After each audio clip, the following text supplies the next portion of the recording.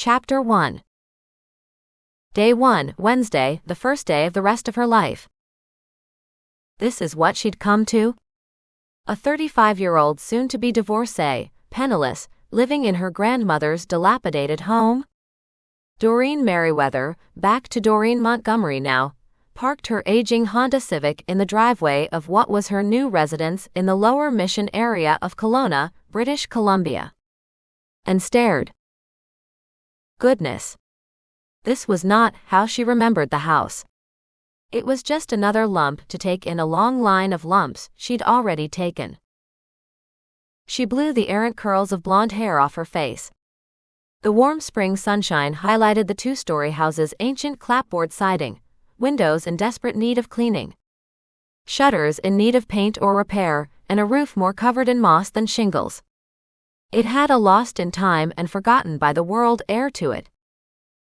She could relate. For just a moment, she allowed herself to wallow in self-pity. Her previous home had been an 8,000-square-foot mansion in West Vancouver with an in-ground pool and 4 staff to look after it, and her soon-to-be ex-husband, and now Doreen's younger replacement. A smart Barbie doll of 28. A very smart Barbie doll, as Doreen had found out belatedly.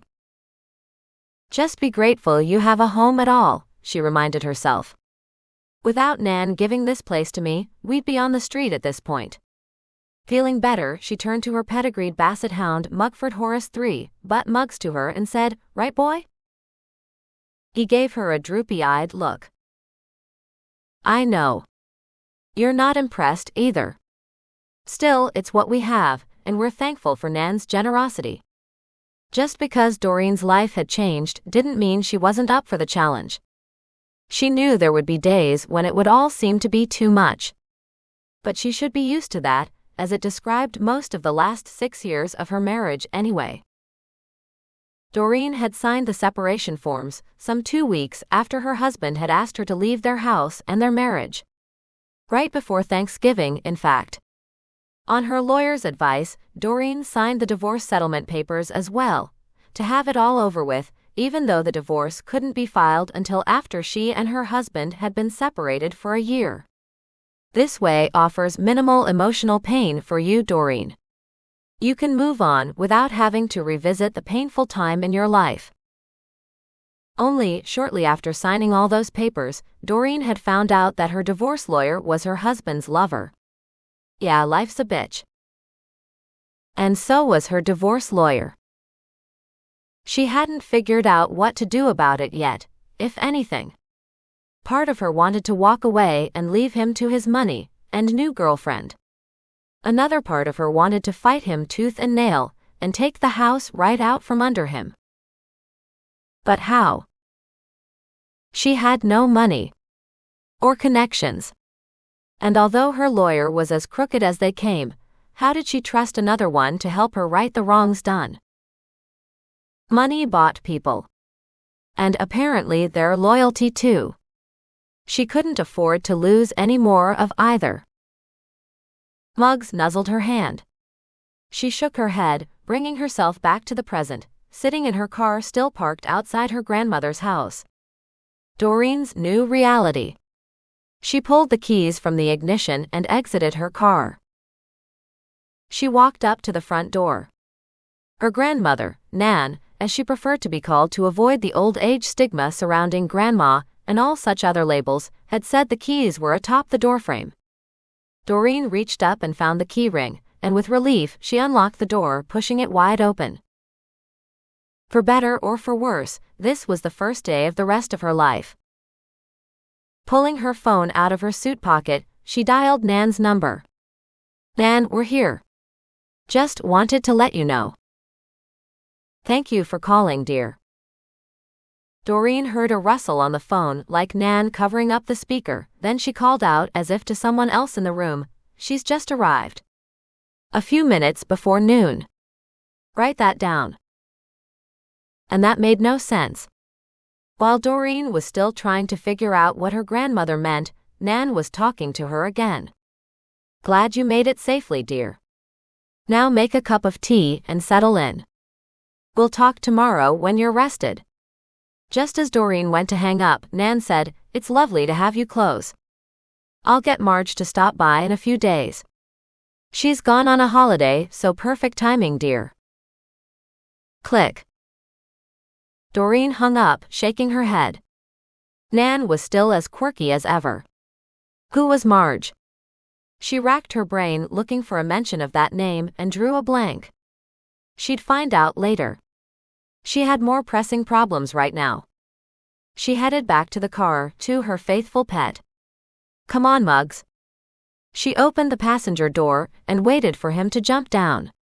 He raced across the lawn, his nose down, big floppy ears bouncing with every step. "Muggs, over here." He woofed and raced behind her toward the front door. With him at her side, she stepped across the doorway. She was immediately hit with that lovely, aged smell that came with the ancient house. Knowing her circumstances, Nan had convinced Doreen to move into her house with her until a spot opened up at Rosemore, then she could have the house all to herself. Unexpectedly, a spot opened up, and Nan had moved in before Doreen had time to adjust her plans.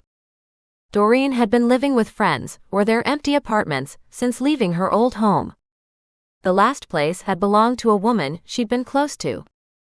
Unfortunately, she hadn't realized that without the husband, the prestige, the money, the woman no longer considered Doreen a friend. And her hope that this woman's brother, a lawyer, could help her fix her divorce mistake went out the window. She'd overstayed her welcome, waiting for him to get back into town. Only to realize he'd been in town the whole time and was waiting for her to leave. She'd left the next day. As part of Nan's decision to live at Rosemore, she had also decided to give the house to Doreen, Nan's only living relative, so she'd always have a home to live in. And Doreen was incredibly grateful to have it. She walked to the nearest window in the living room and pushed it wide open, letting in some springtime air, then went to the next room, the formal dining room. It had been a long time since she'd been in the house, and her present reality warred with her past memories. There was just something about the house of an older person who had lived in it for the last 40-odd years. The living room and dining room overflowed with furniture, all covered in brightly colored Afghans. The walls were full of mementos, the shelves full of knickknacks. Decades of items that added joy to Nan's life. Her gaze roamed the small space, made even smaller by the clutter. In the ensuing weeks Nan had been gone, a fine layer of dust had settled over every surface. It would take hours to clean all this. It would take more time to declutter this place, and Doreen would feel terribly guilty if she disposed of anything without Nan's permission. Nan might love all these mementos, but Doreen felt claustrophobic with all the large dark furniture crammed into the front two rooms. She walked through to the kitchen and stopped. It was cute, quaint and old. Still, if it functioned, it was more than she had otherwise. She opened the back door and stepped out onto the porch that ran along the back of the house. Outside she found the rear garden, rioting in color and completely overwhelmed with knee-high weeds and out-of-control bushes. As her gaze wandered the length of the gardens, she gasped in delight. "Oh boy, Muggs," she said. "We have our work cut out for us here." Yet the gardens thrilled her. Gardening was her thing. During her former life, she directed gardeners to do the work. Anytime she'd managed to get her hands dirty, she'd been reprimanded because the cuts from the thorns would mar her skin, and digging in the soil would break her nails. She glanced down at her self-manicure. In no way did they resemble the perfect nails she used to show off. Well, they've already taken a beating, so what's another one? Muggs stood in the rear doorway and sniffed the air. When a growl came from deep inside his chest, Doreen hurriedly stepped back and peered around the doorframe. While the house fronted a cul-de-sac and sat in the middle of the circle with neighbors on both sides, the backyard went on seemingly forever. Even at the half-collapsed fencing at the back of Nan's property, more land flowed beyond, unmarred by buildings. "What's the matter, Muggs?" Doreen glanced around nervously. He obviously took well to his new role as protector. Before this, she'd never paid attention to his heavily wrinkled eyebrows that shifted and moved when he was upset. He really was a watchdog. And something out there bothered him. Feeling a little spooked, she caught him by the collar and dragged him inside and closed the door.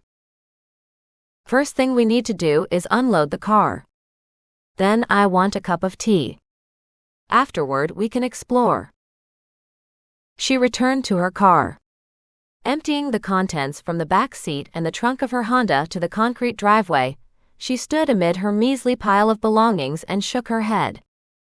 After 14 years of marriage, she was reduced to 5 suitcases and 2 carry-on bags. What a change! Resolutely, she grabbed several of her suitcases and took them up the front porch steps and into the house. She dropped them at the bottom of the staircase. She didn't even remember how many rooms were upstairs from her last visit, years ago, to see Nan. Wouldn't matter now. Nan could have knocked down walls and made 2 bedrooms into one for all Doreen knew. She wondered if a usable bed was to be found in any of them. She collected the rest of her luggage from the driveway and added them to the growing pile inside. Afterward, she retrieved Muggs's food and water dishes from the front passenger side of the car. On her last trip, she collected his bag of assorted dog food and treats, then made a clean sweep of the Honda's interior to make sure she hadn't left anything behind. She locked the car, walked inside, and shut the front door. She leaned against it and studied her new home. Nan had said something about looking after her Maine Coon cat that generally lived outside. So far, there had been no sign of it. Oh. Doreen brightened. Muggs, is that what you smelled out back? Was it the cat? She walked to the back door again and opened it. Hey kitty, kitty. This is your home, kitty, but Muggs lives here now too. Muggs growled. Then came a howl and a hiss, before a screaming cat ripped inside the house between Doreen and Muggs. Instantly the dog barked and gave chase. Standing with her back to the rear doorway, in her $3,000 Chanel suit she had traveled in, Doreen watched as her professionally pedicured dog happily chased the crap out of the ragtag cat that looked to be almost bobcat size. What the heck had Doreen gotten herself into?